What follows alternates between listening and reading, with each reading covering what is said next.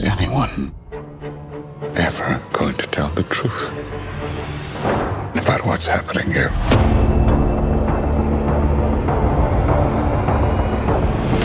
Oppenheimer is based on the book American Prometheus, which is a very in-depth look at the history and life of J. Robert Oppenheimer. It goes into such extreme levels of detail.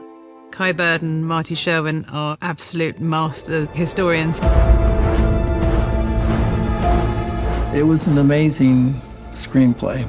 I was very pleased that he managed to capture the personality of Oppenheimer, and he told the story of the Manhattan Project. I was particularly pleased that he also really heavily focused on the tragedy, the downfall of Oppenheimer.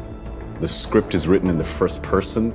Like, I walked into the room and I met Strauss or whoever it is, and that's very unusual. It took me a minute to actually comprehend. It puts you in the position of a rare individual such as Oppenheimer's mind, and just the incredible gravity of where he found himself historically.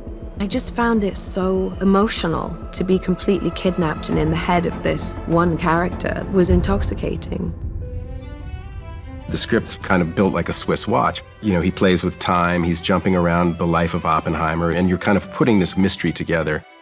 I think that he used devices to help communicate how the audience should know where they are, what point of view, because it is a massive story and it's got the cast of Ben-Hur and it spans decades. You are the man who gave them the power to destroy themselves.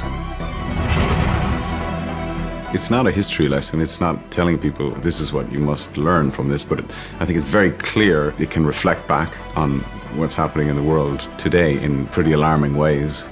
It's one of the best scripts I've ever read, based on one of the best books I've ever read, about something that still has a lot of significance in our lives today. At the end, I watched the credits roll, and then I got up and walked over to Nolan, and I gave him a big hug and whispered in his ear, "It's brilliant."